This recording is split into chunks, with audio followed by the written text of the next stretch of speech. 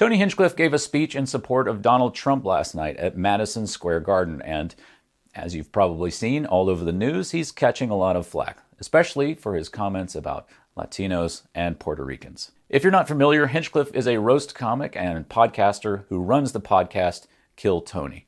The format of that podcast is new-ish comedians do a 1-minute set, and established comedians and other famous people talk about their comedy, maybe roast them over it. The Kill Tony pod is a known way to get seen as an up-and-coming comic, and you can hear Ali Makovsky talk about her experiences with it on Mark Maron, episode 1573. In my view, Hinchcliffe is emblematic of the way comedy has changed because of COVID and the engagement economy.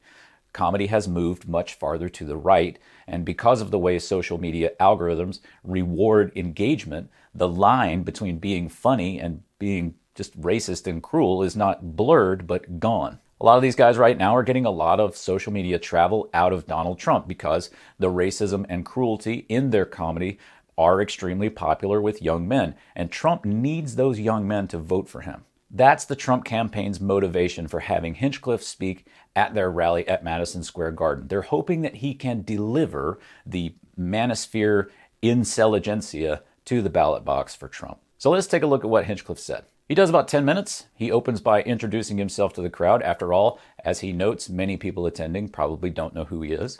Wow, isn't this special? 17 years ago, I was sleeping in my car behind the Comedy Store in LA, and I'm proud to say this is my 4th time performing at Madison Square Garden, the most famous arena in the damn world.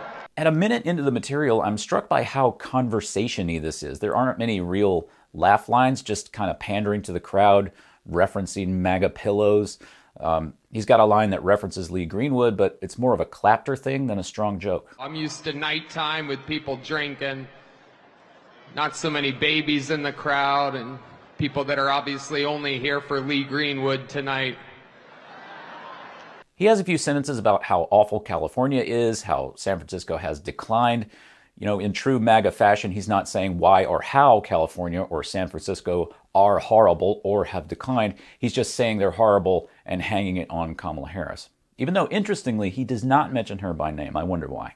18 years in Ohio, 20 years in California, and I got to see California turn to absolute horrendous thing. And traveling the world, I got to see San Francisco turn into one of the most demented cities, one of the greatest downfalls I've ever seen. And that is where the other candidate worked for 2 decades. And it's absolutely wild to see. At just over 2 minutes, we get into the material Hinchcliffe is catching flack for. He goes after immigrants. Where are my proud Latinos at tonight? You guys see what I mean? It's wide open. There's so many of them. It's absolutely incredible. Believe it or not, people, I welcome migrants to the United States of America with open arms. And by open arms, I mean like this.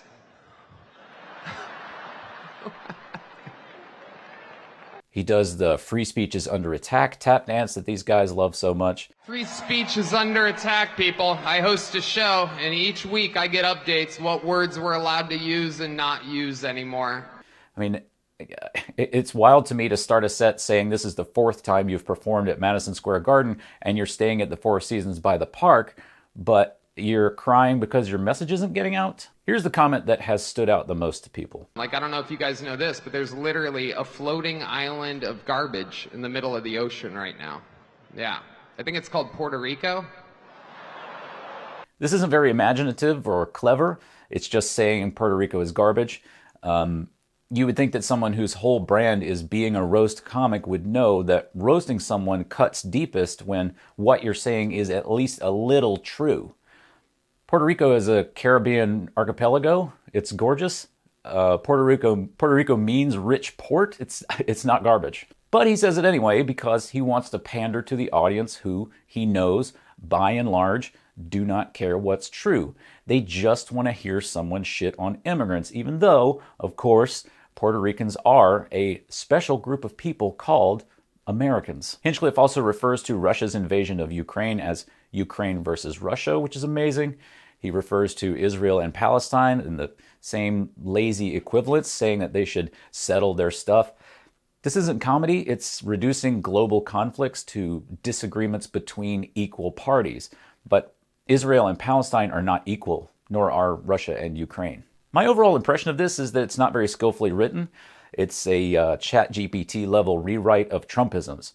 Now, granted, Hinchcliffe goes a little farther than Trump would by making racist references to stuff like watermelons, but there is no incisive part of this at all. But here's the most glaring omission to me. You would think that one of the world's top roasters at a Donald Trump rally would find a way to go after Trump's actual opponent, Kamala Harris. But outside of the vague notion of her being responsible for San Francisco's decline and a hack-ass Prius joke, there's nothing. He's got shots for Biden, for Hillary, for Pelosi. Not one clear word about Kamala Harris. You couldn't think of a roast for your guy's actual opponent, dude? That is embarrassing.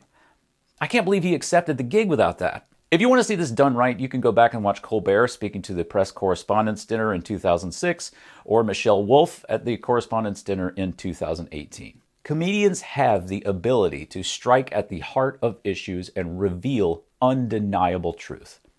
But apparently, not Tony Hinchcliffe.